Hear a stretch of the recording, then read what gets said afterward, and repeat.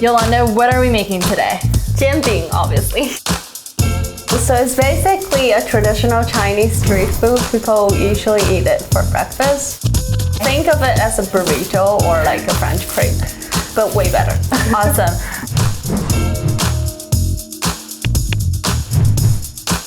Meet Yolanda. She's from Beijing. Inspired by the flavors of her childhood, in 2015, Yolanda opened up a Jianbing food truck in New York City called Flying Pig. When you were growing up in Beijing, was this very common on the streets? Everywhere. Like close to bus station, subway station, you'll definitely find the Jianbing stand. But nowadays it's just yeah, it's harder to find with the city is trying to like eliminate those little street food vendors. In a way, illegal vendors. After I graduated, I stayed in New York because I didn't want to go anywhere else. I was working in film industry for a while, and my dad actually came to talk to me, and he's like, I think you need a more serious job than, because I wasn't doing anything too like solid, let's say. He's like, why don't you start your own restaurant, because you love cooking so much. I was like, yeah, that sounds like a good idea. I think it was the year before we started the brand. I and my partner, we came back to China and we were hunting all different Jianbings all over the country, but mostly in Tianjin, because people say that's where Jianbing was originated. Jianbing has been around in Tianjin for 600 years. And the city is so proud of it that in 2018, they launched a rubric with instructions on what an official Jianbing should look like.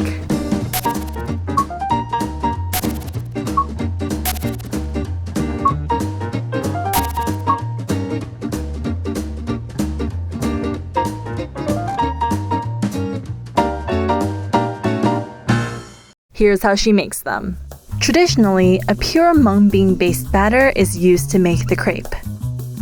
Does that make a difference in the texture? It does. It's basically gluten-free, think of it. China is so vast. So in different regions, we have like different ingredients, and in the north, we usually use like wheat and we use mung bean flour. I see. And in the south, sometimes people use like corn. Yours is primarily wheat and mung bean flour. Yes. And something else, but I won't tell you. Okay. All right. So people usually ask me like, what's the difference from the Chinese crepe and the French ones, right? So basically, the Chinese one, we don't put the egg in the batter. Like we kind of break it and spread it.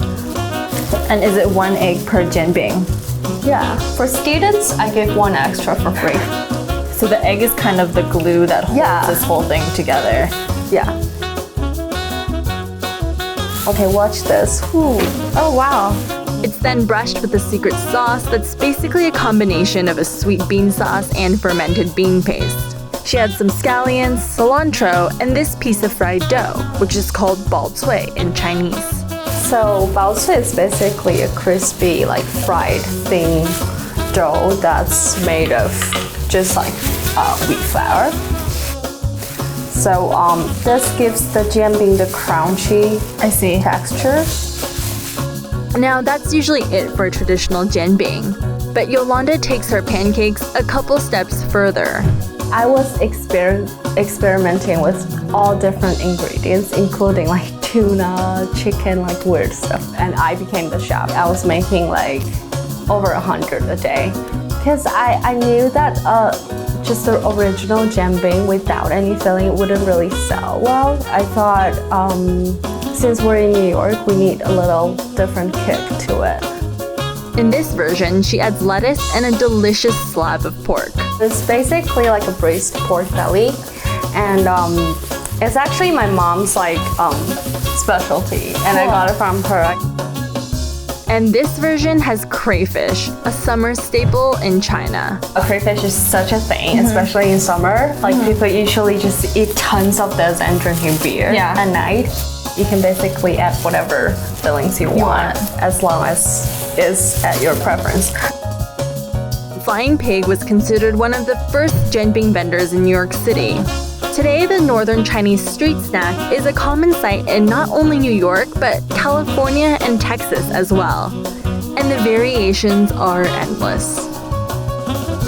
Food is always, it should be educated and it should be diverse. I mean, as long as it's good, as long as people buy it. So I think it's a good thing. So Yolanda's version of Jianbing was actually really good. I'm not used to having crayfish or braised pork in the Jianbing, but that was a really amazing addition. To be honest, before going up there to Northern China, I didn't know that much about Northern Chinese food, but I actually really like it, and we're going to be rolling out more stories on food from Beijing and Tianjin. And don't forget to subscribe to Goldthread too.